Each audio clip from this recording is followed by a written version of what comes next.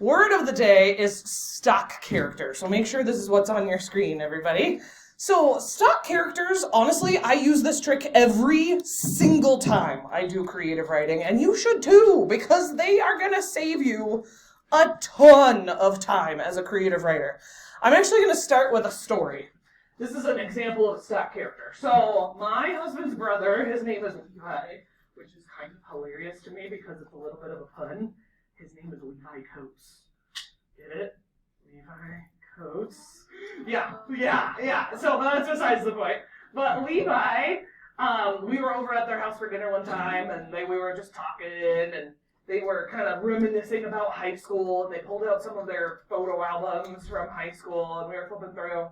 They were pointing out certain things, and I was like, who's this dude? He's like, that's me. I was like, no, that's not you. Because Levi, as he's 42-ish, Levi as a 42-year-old man versus Levi as a 17-year-old in high school, oh boy, it was very, very, very different. In the picture, Levi had on a cowboy hat, a button-down shirt, a cowboy belt buckle. You could see his cowboy boots. And then I started, making fun of him just a little bit. Not really, but, just like you do with friends, good-naturedly. Did you drive a truck? Yeah. Are you serious? And then I just started testing him. What other cowboy things did you have going on? Keep in mind, this was a very different time of life.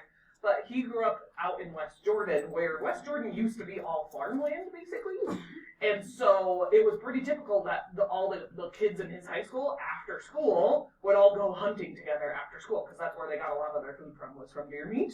So he was like, yeah, I drove my pickup truck and had my shotgun in the back, and we'll go hunting together after school, and any cowboy cliche you could think of, Levi had it going on. And I was shocked just because that's totally not who he is. He looks like a typical boring 42-year-old dude, okay? But in high school, he fit that stock character perfectly, yeah. So I did ask that one. So his family didn't have a lot of money, so didn't have a horse, but did fit the rest of the stock character. Yeah.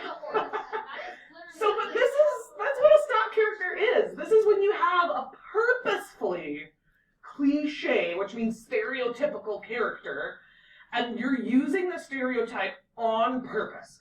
What you do have to be really careful of when you use stock characters in creative writing is to keep them respectful, because it can very quickly go from, I'm using this to save me time, it can change from that to, sometimes stock characters can lead to racism, sometimes they can lead to, treating minority groups as inappropriately, basically. So use them for sure, but the way that you use them, be careful, is what I'm saying. But there are so many types of stock characters. These are just some of them. Crazy cat lady, I'm not stock character, straight up, right? The jock, the cheerleader, the outlaw.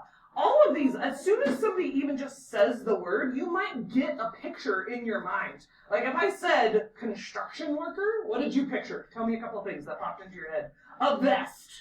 A hard hat. Orange. The whistling thing. Maybe big heavy work boots, right? All of that cliche, that stock character stereotype, is okay to use because, again, it's saving you as a creative writer tons of time. A superhero, a damsel in distress, a gangster. These are all ones that you don't have to do a lot of work to use, right? That we want our other characters to be more creative than that. But this is one of those times where our vocab words, really all of our literary terms, start working together.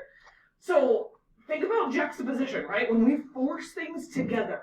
If I force a typical nerd stock character, if I have a scene where they're forced or they're juxtaposed with a bunch of jock stock characters, I've got juxtaposition, right? Because I'm putting things together that maybe aren't always together. And it also goes with flat and round characters that typically, remember, it's your protagonist who's the round character, that they're more well-developed and more interesting. Which means that your flat character could also be a stock character at the same time, and there's nothing wrong with that. Because remember how when you have not so well-developed characters, which is fine, they make your well-developed characters stand out. Your stock characters, if you have a bunch of them and you used them purposely, will make your protagonist and probably your antagonist seem more interesting because everyone else is fitting a stereotype, right? So that's why you use them, and that's why it's okay. Yeah.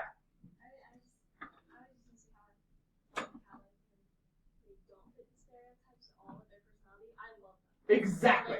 Right, when they're surrounded by people who are a stock character, and then you've got somebody who isn't fitting the mold, that's why they stand out so much more. That's why that juxtaposition is so successful, yeah. So, of course I've got a little video for you, but it's really easy to think of an example because there's about 1 billion stock characters.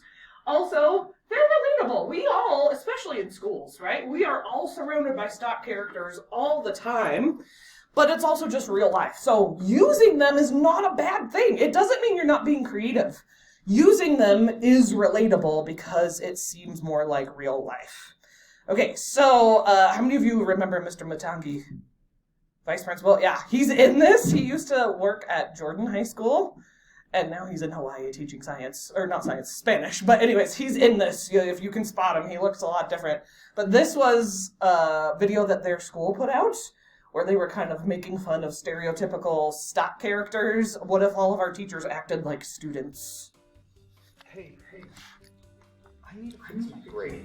The end of the term was yesterday. But I need to fix my grade. Right, so that's it. That's the deeper meaning behind the whole point of the book. Does anyone have any questions? Can I go to the bathroom? Did you see? Yeah, he looks a lot different, but that was Matagi right there, acting like he's a student. He used to work at Alta. Oh, I said Jordan. I was wrong. Sorry, it's Alta. Bathroom. Hey, Miss Robinson.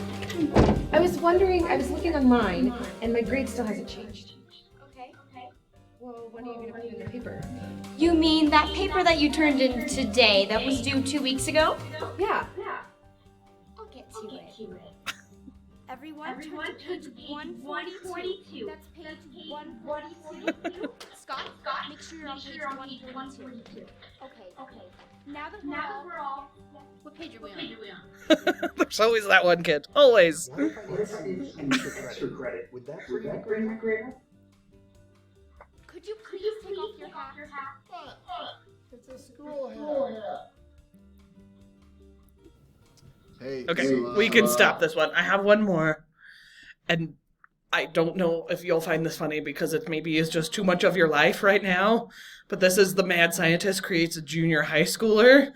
And the stock character, it's real. At last it's ready. Eagle, come quickly. It's finished. Even just the mad scientist stock character.